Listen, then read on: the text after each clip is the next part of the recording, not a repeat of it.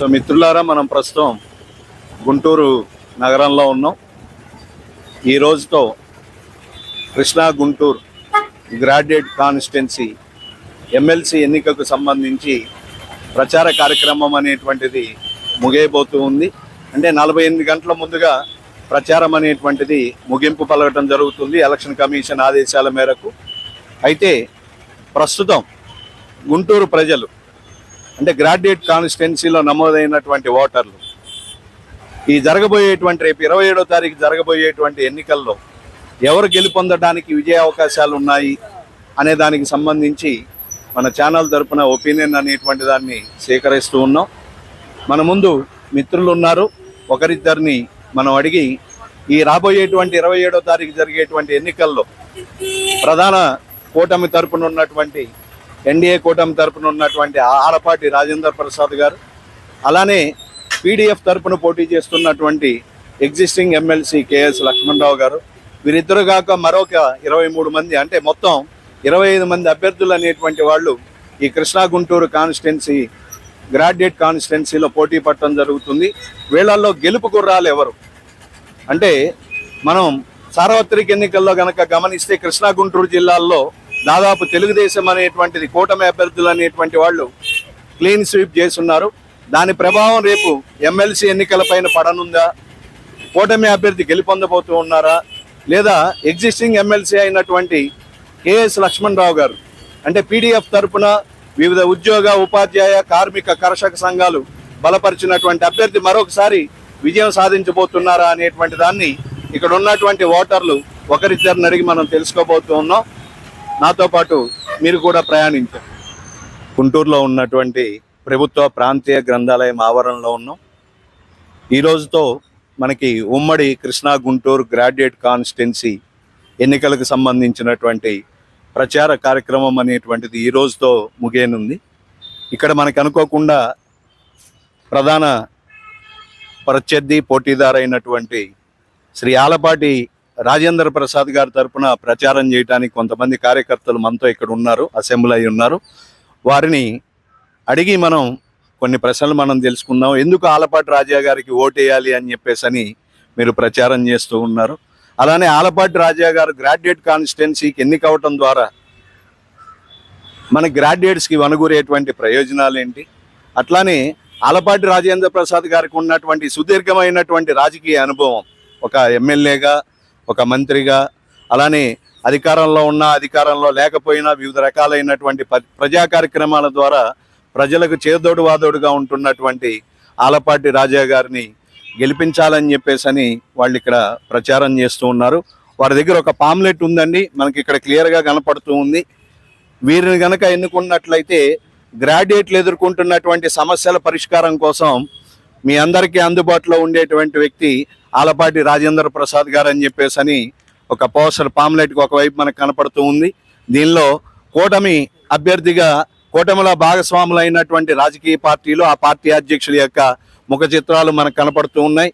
రెండో వైపు నమూనా బ్యాలెట్ పేపర్ అనేటువంటిది మనకు చూపిస్తూ ఉన్నారు. దీనిలో మొట్టమొదటి అభ్యర్థిగా ఆలపాటి రాజేంద్ర ప్రసాద్ గారి పేరు అనేటువంటిది 1వ అభ్యర్థిగా ఉన్నట్టు మనకి బ్యాలెట్ పేపర్లో స్పష్టం అవుతుంది. ఇక్కడ మేడం గారు ఉన్నారు, వారిని అడిగి తెలుసుకుందాం. మేడం, ఆలపాటి రాజేంద్ర ప్రసాద్ గారికి ఓటు వేయాలి అని చెప్పేసి మీరు అనడానికి, మీరు అభ్యర్థిత్వాన్ని బలపరచడానికి ఉన్నటువంటి ప్రధాన అంశాలు ఏంటి? గతంలో యూత్ ఒక లీడర్గా, విద్యా శాఖ మంత్రిగా పనిచేసి మన ప్రజల్లో వ్యవసాయ రంగంలో రైతులకు కూడా అందుబాటులో ఉండి, మరి ఉద్యోగస్తులకు కూడా అందుబాటులో ఉండి, రేపు కూటమి ప్రభుత్వం ద్వారాగా మరి ఆలపాటి రాజేంద్ర ప్రసాద్ గారు మరి న్యాయం చేకూరుస్తారని అన్ని విధాలుగా మేము తెలియపరుస్తున్నాం. సార్, గతంలో 1999లోనే మంత్రిగా పనిచేసి ఉన్నారు, ఐటీ శాఖకి చేసి ఉన్నారు. అంటే నిరుద్యోగుల యొక్క సమస్యలు, ఇబ్బందులు ఆలపాటి రాజా గారికి బాగా తెలుసు అనేది ప్రజలందరికీ తెలుసు. అదే ప్రకారంగా నిరుద్యోగులకు మరి ఏ విధంగా సౌకర్యాలు మనం ఏర్పాటు చేయాలనే దాని మీద కంకణం కట్టుకొని రాజా గారు కూటమి అభ్యర్థిగా బరిలో ఉన్నారు. అదే ప్రకారంగా ఎయిడెడ్ స్కూళ్ళు కానీ, నాన్ ఎయిడెడ్ స్కూళ్ళు కానీ వాళ్ళకు కూడా ఉన్న ఇబ్బందుల్ని కూడా తీర్చేదానికి సన్నద్ధులై ఉన్నారు. కాబట్టి ప్రజలందరూ ఆల్రెడీ రాజా గారి గెలుపుని ఎప్పుడో డిసైడ్ అయిపోయి ఉన్నారు. అయితే ఈ ఎన్నికలు ఒక సాంప్రదాయంగా జరిగే ఎన్నికలే కానీ ఇది గెలుపుని నిర్దేశించేవి కాదు. అంటే మేము విన్నటువంటి సార్, మీ మాటకు అడ్డొస్తూ ఉన్నాను, ఎయిడెడ్ స్కూల్స్ కాలేజెస్ ని గత ప్రభుత్వం టేక్ ఓవర్ చేసినటువంటి సందర్భంలో తిరిగి వాటిని పునరుద్ధరింపజేయాలి అనేటువంటి ఆలోచనలో రాజేంద్ర ప్రసాద్ గారు చేసినటువంటి కృషి ఏంటి? అంటే దానికి సంబంధించిన ఏ ప్రకారమైన వాళ్ళకి కావలసిన సదుపాయాలు, మౌలిక సదుపాయాలు కానివ్వండి, ఈ ఇంక్రిమెంట్లు కానివ్వండి, ఇటువంటివన్నీ చెప్పుకుంటా వస్తూనే ఉన్నారు. ఏదో వేగ్గా కాకుండా ఒక ఫిట్మెంట్ కానీ గతంలో చేసిన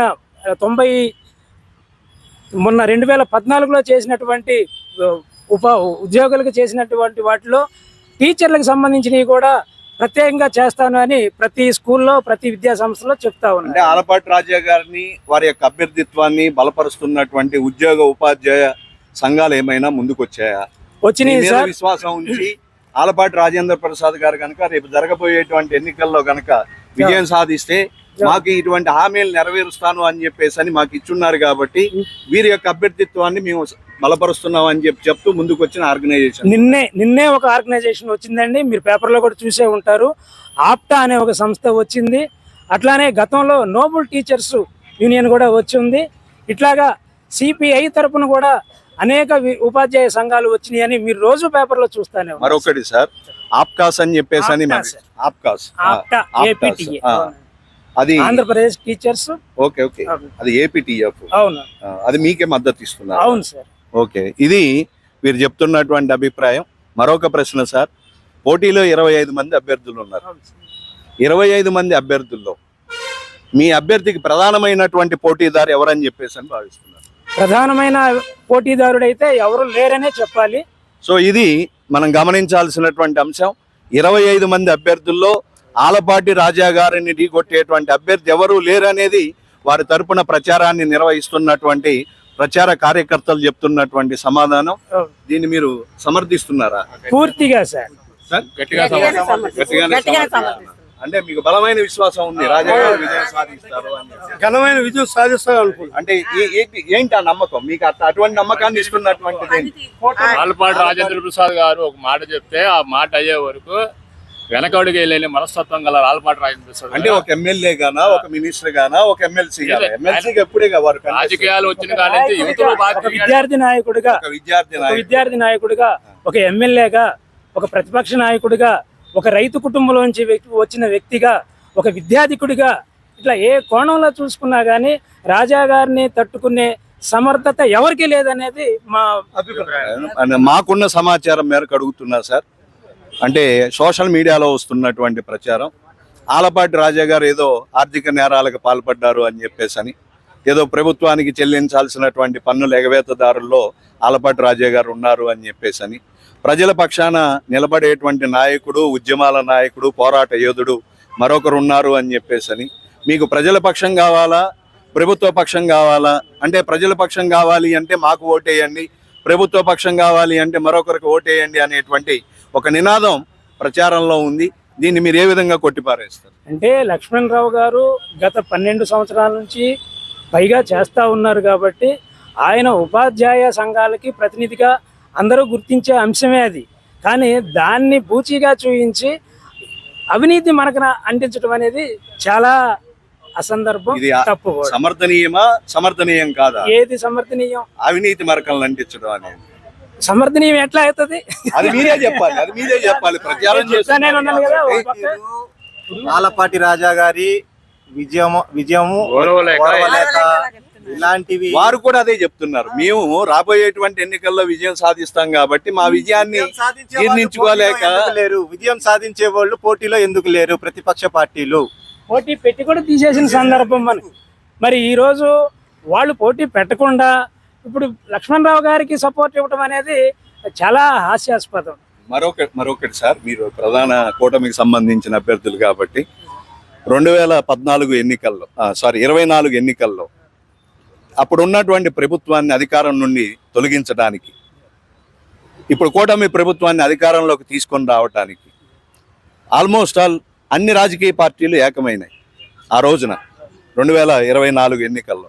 ఏకమైనటువంటి రాజకీయ పార్టీల్లో మిత్రపక్షాలు ఉన్నాయి. మిత్రపక్షాలు బలపరిచినటువంటి మిత్రపక్షాల నుండి గెలుపొందినటువంటి సానుభూతి పరులైనటువంటి పీడీఎఫ్ అభ్యర్థులు ఉన్నారు ఆ రోజున శాసన మండలిలో. మరలా ఆ రోజు మిమ్మల్ని సపోర్ట్ చేసి ఈ రోజు మరలా ప్రజల పక్షాన మేము పోరాడగలిగినటువంటి నాయకులు మేమే. మీకు ఒక పిఆర్సీ కావాలి అన్నా, లేదా ఒక ఐఆర్ అనేటువంటిది ఇప్పించాలి అన్నా, లేదా ఉద్యోగ ప్రకటనలు అనేటువంటివి, జాబ్ క్యాలెండర్ అనేటువంటిది మేము తీసుకురావాలి అన్నా, మీ నుండి మీ పక్షాన్ని నిలబడి పోరాటం చేసేటువంటి అభ్యర్థులు మేము కాబట్టి ఆలోచించి ఓటు వేయండి అంటున్నారు. అటువంటి భరోసాని మీరు ఎందుకు ఇవ్వలేకపోతున్నారు ప్రజలకు? అది ఇస్తానే ఉన్నారు కదా సార్. ప్రభుత్వం తరపున ఐఆర్ కానీ, పిఆర్సీ కానీ, లేదా మెగా డిఎస్సి కానీ, లేదా ఉద్యోగులకు రావాల్సినటువంటి ఇతర బెనిఫిట్స్ కానీ ప్రకటించిందే తెలుగుదేశం కూటమి ప్రభుత్వం, కానీ అమల్లోకి రాలేదు కదా. ఒక టెట్ మాత్రమే నిర్వహించి వదిలేశారు. నిన్న జరిగినటువంటి గ్రూప్ 2 పరీక్షలు కూడా అటువంటి ఒక ప్రయాసనంగానే మనం భావించవచ్చు. అట్లా ఏం కాదు సార్. ఇప్పుడు ఎలక్షన్ కోడ్లు వస్తున్నాయి, అంతా ప్రభుత్వాన్ని స్థిరపరిచే ప్రక్రియ ఒకటి నడుస్తూ ఉంది. రేపు జూన్ నుంచి రాజధాని పనులు స్టార్ట్ అయ్యే పరిస్థితిలో ఉంది. ప్రతిదీ కూడా తల్లికి వందనం అంటే ఇచ్చిన శివప్రశిక్ష హామీలు కూడా వరుసవారీగా చేసుకుంటా వచ్చే క్రమంలో మొట్టమొదటి సంతకం డిఎస్సి మీద పెట్టినప్పుడు దానికి వెనక అడుగు ఎట్లా వేస్తారని అంటే ఇప్పటి వరకు కార్యాచరణకు నోచుకోలేదు కాబట్టి ప్రత్యర్థి పార్టీలు చెప్తున్నటువంటి అభిప్రాయం మీరు గమనించే ఉంటారు. ఏం లేదండి, ఇదంతా వట్టిదే. ఇప్పుడు నిన్న చూశారు మీరు, 60 రోజులు ఓపిక పట్టి కేవలం సభ్యత్వం కోల్పోతామని చెప్పి మాత్రమే వచ్చిన పరిస్థితి మీరు చూసే ఉన్నారు. అటువంటిది ఈ ప్రక్రియ అనేది వరుసవారీగా ఆర్డర్ ఆఫ్ ప్రయారిటీలో ఉన్న సందర్భంలో అసలు పనే జరగట్లేదు. అసలు వెనకడుగు వేశారని మీరు ఎట్లా అనుకుంటారు? ఇది కరెక్ట్ గా ఇది మీడియాలో వస్తున్నటువంటి వార్తలు సార్, కథనాలు ఇవి. ఈ రోజు కూడా వచ్చున్నాయి. సోషల్ మీడియానే కాదమ్మా. ఇప్పుడు ఉన్నటువంటి వాదం ఏంటంటే అంటే లక్ష్మణ్ రావు గారి పైన అసత్య ప్రచారం చేస్తున్నారు అనేటువంటిది నిన్న డీజీపీని, ఎలక్షన్ ఆఫీసర్ని కలిసి వ్యక్తిగతంగా వారి పైన ఎవరైతే దుష్ప్రచారం చేస్తున్నారో వారి పైన చర్యలు తీసుకోమని చెప్పేసి అని లెటర్ ఇచ్చినటువంటి సందర్భం. అలానే ఈ రోజున కనుక మనం ఒక ఆంగ్ల పత్రికను గమనిస్తే, ఆంగ్ల పత్రికలో కృష్ణా గుంటూరు గ్రాడ్యుయేట్ కాన్స్టిట్యున్సీలో ముందడుగులో పీడీఎఫ్ అభ్యర్థి కేఎస్ లక్ష్మణరావు గారు ఉన్నారు అని చెప్తూ ఉన్నారు. అంటే ఇది మీడియా కథనాలు ఇవి. మిమ్మల్ని వ్యక్తిగతంగా మేము పరిచయం చేసుకొని మీ ద్వారా మేము గమనించింది ఏంటంటే ఒక ఆలపాటి రాజాకి సాటి లేదు అనేటువంటిది మీ ముందున్నటువంటి అభిప్రాయం. బహుశా మీరు 24 ఎన్నికలను దృష్టిలో పెట్టుకొని కృష్ణా గుంటూరు జిల్లాల్లో తిరుగులేనటువంటి ఆధిపత్యాన్ని టీడీపీ సంపాదించుకుంది కాబట్టి దాని యొక్క ప్రభావం ఇంకా ఉంది అనేటువంటి అభిప్రాయం మీది? ఏం కాదండి, ఇప్పుడు అంతర్గత వ్యవహారాలని బహిరంగపరచడం అనేది అది సంస్కారం కాదు. ఇటువంటి పరిస్థితులు రాకూడదనే ఒక మందలింపు చర్యలో జరిగిన భాగమే కానీ ఒక ఉద్దేశపూర్వకంగా జరిగింది అయితే కాదు. ప్రజల పక్షాన మాట్లాడే వ్యక్తి ముఖ్యంగా ప్రతిపక్షంలో ఉండటం అనేది చాలా అవసరం, ఉపయోగం. ఇది ప్రజలకి ఉపయోగం. అటువంటి ప్రతిపక్ష హోదా లేకపోయినప్పటికీ ప్రతిపక్ష పార్టీలో ఉన్న అధినేత అసలు అసెంబ్లీకే రాకుండా అసలు ప్రజల విషయాలనే బాగోగులు పట్టించుకోకుండా ఉన్న వ్యక్తిని మీరు ఇంత ఇదిగా మాట్లాడటం అనేది మరీ నేను మాట్లాడలేదు సార్, మీరు అన్నిదా భావిస్తున్నారు. నేను ప్రతిపక్ష పార్టీ, అధికార పార్టీ గురించి నేను మాట్లాడలేదు. నా అభిప్రాయం ఒక్కటేనండి, రండి సార్, రండి. అంటే మా ప్రధానమైనటువంటి ప్రశ్న ఏంటంటే రేపు ఎల్లుండి జరగబోయేటువంటి ఎన్నికల్లో దాదాపు 25 మంది అభ్యర్థులు పోటీ పడుతూ ఉన్నారు. వీళ్ళల్లో గెలుపు గుర్రాలు ఎవరు? వీళ్ళల్లో గెలుపు గుర్రాలు ప్రధానంగా ఆలపాటి రాజేంద్ర గారు, తర్వాత లక్ష్మణరావు గారు, వీళ్ళిద్దరి మధ్య పోటీ జరుగుతుంది. ఎంత పోటీ జరిగినప్పటికీ కూడాను ఆలపాటి రాజా గారు గెలిచే అవకాశాలు మెండుగా ఉన్నాయి. ఎలా అంటే ప్రస్తుతానికి ఆయన అంతకుముందు కూడా మేము చూసిన్నాం ఎంతో కొంత. ఆయన అంటే వారి పనితీరునా వారి వ్యక్తిత్వాన్ని? ఆయన వ్యక్తిత్వం మనకు పూర్తిగా, పనితీరు మాత్రం సూపర్గా ఉంది. ఒకప్పుడు విద్యాశాఖ మంత్రిగా, సాంకేతిక శాఖ మంత్రి చేసి ఉన్నారు 2004 బిట్వీన్ ఆ ప్రాంతంలో. అయితే చాలా చక్కగా చేశారు, మంచి పేరు తెచ్చుకున్నారు. సో ఆయనకే ఈసారి మేము ఓటేసి అందరూ గెలిపిస్తే అధికారంలో వాళ్ళకి ఇంకొంచెం పుష్ ఇచ్చి ఏమన్నా మాకు నిరుద్యోగులకు కానీ పట్టభద్రులు అందరికి ఎవరికి మంచి ఉద్యోగ నోటిఫికేషన్ కానీ అలాంటివి చేయడానికి ముందుంటారనే ఒక ఆశతోటి మొదటి ప్రాధాన్యత ఇస్తే బాగుంటుందని నా ఆలోచన. అంటే నేనేమంటానంటే ఉద్యోగ ప్రకటన రావటానికి, పిఆర్సీ ఇవ్వటానికి, ఐఆర్ ఇవ్వటానికి, ఉద్యోగ హక్కుల్ని, ఉద్యోగస్తుల యొక్క హక్కుల్ని రక్షించడానికి, అంటే ఒక సభలో ఉండే మాత్రమే మనం హక్కుల్ని వాటన్నింటినీ సాధించుకోగలమా? వెలుపల నుండి పోరాటాలు చేసి సాధించుకోలేమా? ఖచ్చితంగా వెలుపుల నుండి కూడా సాధించవచ్చు, కానీ బట్ లోపల ఉంటే ఇంకొంత మనం ఎంతో కొంత అంటే కొంత మెరుగైనటువంటి పనితీరును కనపరచడానికి అవకాశం ఉంటుంది. అంతేగాని బేస్డ్ ఆన్ దట్ వీటి సాధన కోసం అయితే మనం మండలికి వెళ్లాల్సిన అవసరం లేదు. ఈ అభ్యర్థులు మనం మండలికి పంపించాల్సినటువంటి అవసరం కూడా లేదు. అంటే పోరాట పటిమ అనేటువంటిది ముందు మనలో వ్యక్తులుగా, ఓటర్లుగా మన నుంచి రావాలే గాని నేను ఏ సమస్య ఉన్నా మీ పక్షాన ఉంటాను, మీరు నిలబడతాను అనేది వాస్తవ రూపం, కార్యాచరణ అనేది వేరుగా ఉంటుంది. ఇది మనం గడిచినటువంటి అభ్యర్థులు గతంలో గమనించాం, ఇప్పుడు చూస్తూనే ఉంటాం, ఎప్పుడు గమనిస్తూనే ఉంటాం. అయితే ఇక్కడ ప్రధానమైనటువంటి పోటీదారులుగా ఉన్నటువంటి ఇద్దరు, అంటే తీవ్రమైనటువంటి పోటీగా పరిగణిస్తున్నటువంటి ఇద్దరు, ఆలపాటి గారు, కెఎస్ లక్ష్మణరావు గారు. వీళ్ళల్లో గెలుపు గుర్రంగా ముందుకు దూసుకుపోయేటువంటి వ్యక్తి మీ అభిప్రాయం ప్రకారం ఆలపాటి రాజేంద్ర ప్రసాద్ గారు మాత్రమే. మీ అభిప్రాయం? నా పర్సనల్ ఒపీనియన్ ఇక్కడ ఉన్నటువంటి గ్రాడ్యుయేట్స్ యొక్క మెజారిటీ అభిప్రాయం ఇది. సో ఇది మన ఛానల్ తరపున ఇక్కడ ఉన్నటువంటి ప్రభుత్వ ప్రాంతీయ గ్రంథాలయం గుంటూరులో ఉన్నాం. ఇక్కడ ప్రచారం కోసం వచ్చినటువంటి చెప్పండి సార్. ఆలపాటి రాజా గారు గెలిచిన తర్వాత కూడా సార్ మా యొక్క సాధక బాధకులని మళ్ళీ మీరు ఆయన దగ్గర తీసుకెళ్ళి మీరు షూర్ తప్పనిసరిగా నేను మీ దగ్గరికి వస్తాను. మీరు ఇక్కడ ఉంటే నేను హామీ ఇస్తున్నా మీరు మీ యొక్క అభ్యర్థులు ఎవరైతే మీరు చెప్తూ ఉన్నారో వీరు గనక సభకి వెళితే మా సమస్యలు పరిష్కారం అవుతాయని చెప్పని మీరు ఎట్లయితే విశ్వసిస్తున్నారో, వాళ్ళు గనక గెలిచిన రోజు మీ సమస్యలు పరిష్కారం కాని రోజు ఇదే మీడియా ద్వారా నేను మరలా వారిని ప్రశ్నిస్తా. దాంట్లో ఎటువంటి సందేహాలు లేదు.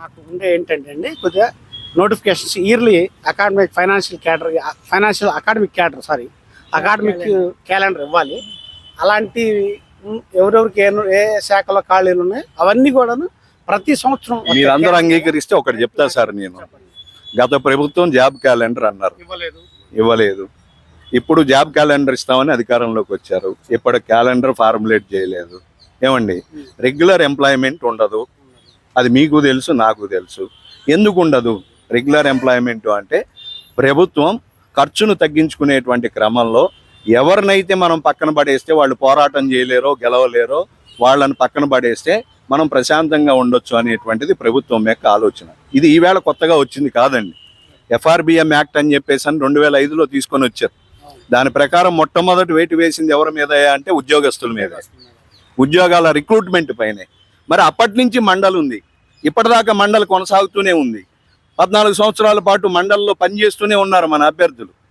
ఇప్పటి వరకు అటువంటి జాబ్ క్యాలెండర్ గురించి కానీ, నోటిఫికేషన్స్ గురించి కానీ వీరు చేసినటువంటి తీవ్ర ప్రయత్నం వల్ల ఏమన్నా నోటిఫికేషన్స్ వచ్చి ఉద్యోగార్థులకి మెరిట్ జరిగిందా, ఉపయోగం కలిగిందా?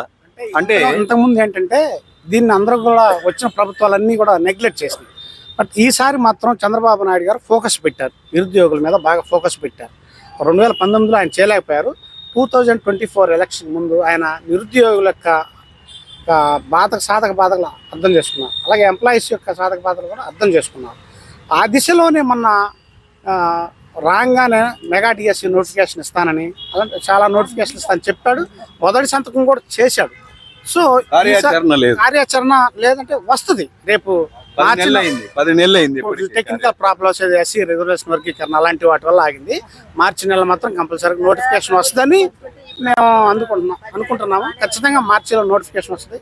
సరే, ప్రజలు తీర్పు ఇచ్చారు కాబట్టి చంద్రబాబు నాయుడు గారికి, నా పర్సనల్ ఒపీనియన్ కాకపోయినా ప్రజలు తీర్పు ఇచ్చారు కాబట్టి ఆయన మంచిగా వ్యవస్థకి, విద్యార్థులకి, గ్రాడ్యుయేట్స్ అందరికీ మంచి మేలు చేసి మంచి భవిష్యత్తు చూపించాలని మేము కోరుకుంటా ఉన్నాం.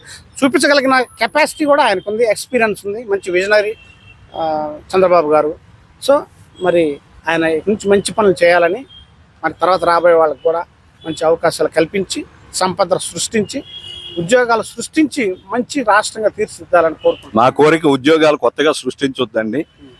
లేదా మీకు ఇవ్వాల్సినటువంటి మెడికల్ రియంబర్స్మెంట్ కానీ 1 నెల లేట్ అవ్వచ్చు, 2 నెలలు లేట్ అవ్వచ్చు, ఏదో ఒక రోజు రావటం తథ్యం. కానీ మా నిరుద్యోగ మిత్రులు ఉన్నారు, గ్రాడ్యుయేట్స్ అనేటువంటి వాళ్ళు, ఏళ్ల తరబడి ఉద్యోగ ప్రకటనల కోసం ఎదురు చూస్తున్నటువంటి వ్యక్తులు, నిరంతరం శ్రమిస్తూ ఎప్పుడు వస్తుందా, ఏ ప్రకటన వస్తుందా, ఎప్పుడు మనం స్థిరపడతామని ఆలోచన చేస్తున్నటువంటి వ్యక్తులు, వాళ్ళ తరపున పోరాడేటువంటి వ్యక్తులు ఎవరైతే నిజమైన వ్యక్తులు ఉన్నారో వాళ్ళని గెలిపించుకుంటే బాగుంటుంది అనేది వాళ్ళ ఆలోచన. మరొక వైపు పార్టీ తరపున, అధికార పార్టీ తరపున మా అభ్యర్థి అయితే ఈ అన్నింటినీ సాధించడానికి అవకాశం ఉంటుంది అని చెప్తూ ప్రచారం చేస్తున్నటువంటి కూటమి ప్రచార కార్యకర్తలు ఒకవైపు, మరొక వైపు గళం విప్పాలి అన్నా, ప్రభుత్వాన్ని ప్రశ్నించాలి అన్నా పీడీఎఫ్ ఎమ్మెల్సీలుగా మేము మాత్రమే చేయగలం, మరొకరికి చేయటం సాధ్యం కాదు అని చెప్తున్నటువంటి మరొక ప్రధానమైనటువంటి పోటీదారు యొక్క ప్రచార వర్గం. దీనిలో ఎవరు విజయం సాధిస్తారు, ఓటరు ఎవరి వైపు మొగ్గు చూపుతారు అనేటువంటిది రేపు ఎన్నికల అనంతరం ఫలితాల రోజు వేచి చూద్దాం. పోటీలో ఉన్నటువంటి ప్రతి ఒక్క అభ్యర్థికి మంచి జరగాలని చెప్పేసి అని కోరుకుంటూ మా ఛానల్ తరపున వారందరికీ ముందుగా విషెస్ తెలియజేస్తూ ఉన్నాం.